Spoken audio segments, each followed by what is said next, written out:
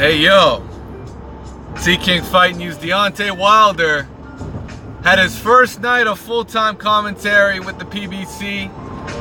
Oddly enough, it was on the Adam Kownowski versus Chris Arreola fight. So let's talk about it in Sea King Fight News. We got more on this.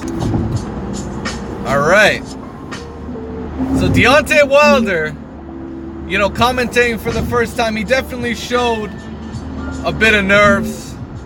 I know he did some work with Sky Sports back in the day, but this was a whole different ball game. This was the play-by-play. And you know what? Not to blame Deontay Wilder, but Lennox Lewis beside him isn't the best. It's not the best guy to be showing you the ropes, so to speak. Because Lennox Lewis ain't that much better than Deontay Wilder on the mic. He ain't that much better. He might even be worse. Right?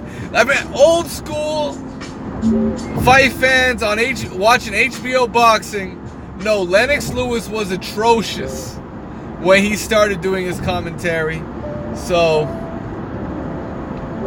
compared to when Lennox Lewis first started doing commentary, Deontay Wilder is a lot better. A lot better for his first day. I'll give him that. You know what? Let's talk about the fight. I don't think it was a coincidence that he was commentating on this night of heavyweight boxing. Chris Arreola, Adam Kownowski, back and forth war. But honestly, Chris Arreola really just a small heavyweight. I mean, you can tell Kownowski's got so much more weight on him, but he can still move pretty quick with his hands. He's got good reflexes. His foot movement isn't quite there yet. It's not quite there yet. He's slow on his feet, but the dude can punch. The dude can punch you. I saw him snapping Areola's head back several times.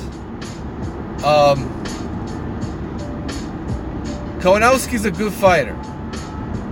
Good chin. Very good chin. He might have an underrated chin. Right? But that doesn't mean he's ready for Deontay Wilder. This was a good step towards that fight. But Adam Kownowski, he needs a little more seasoning, man. This guy needs to get in there with a Luis Ortiz. He needs to get in there with the Dillian White. He needs to have that final gatekeeper to push him over the top. I don't know who it is. Maybe Dillian White will come to his senses and get over on the PBC, because what he's doing with Matchroom right now, that shit hasn't worked out for him, man. That shit has not worked out for him at all. Right now there's clouds of suspicion wherever he goes. This dude's been in silent mode for a very long time, and PBC has some up-and-coming heavyweights that could potentially surpass Kownowski. Maybe Kownowski could get a Joe Joyce in the ring. That would be a good fight. Joe Joyce, Kownowski. There's not too many guys up there at heavyweight, though. There's not too many guys.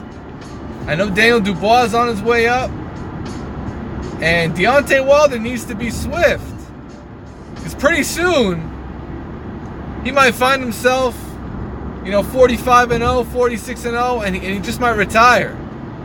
To be honest, he just might retire at the pace he's going.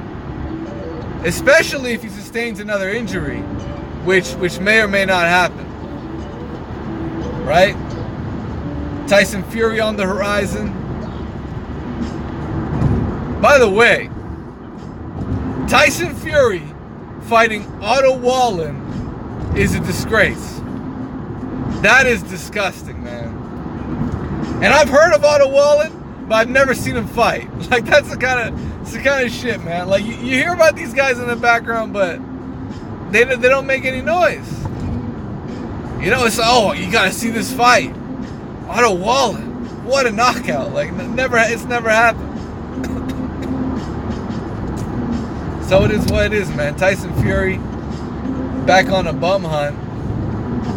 And, man, this dude gets an ultra pass for this shit, man. He gets that ultra pass. Like, he should really be trying to fight guys like Kownowski. I wouldn't mind seeing that fight. Fury Kownowski. That would be a great fight. but you know what it really is?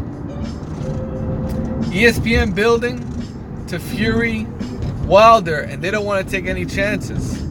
They cannot afford Tyson Fury to get in there and, lose, because they've invested too much into him. They've invested way too much into this Fury train. And I mean, that's just the heavyweight man. The heavyweight landscape has taken such a dive in 2019. It went from one of the hottest divisions in 2018 to just a fucking nosedive, man. It's really taken a lot of fans back.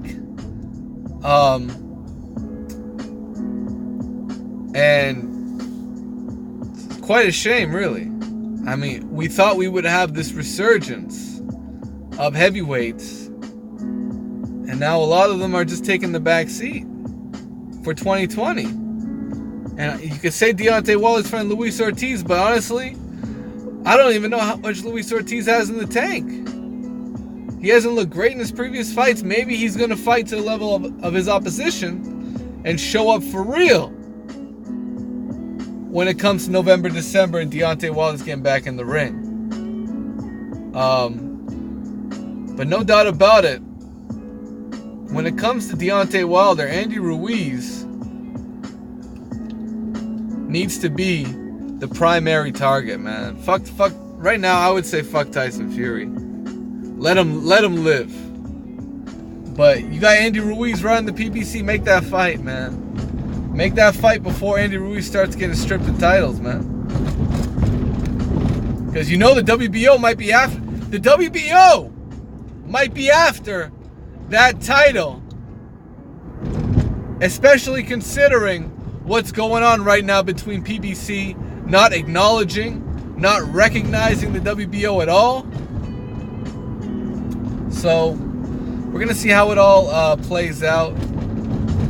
But for now, it's E King Fight News. And I'm gone, man. Peace.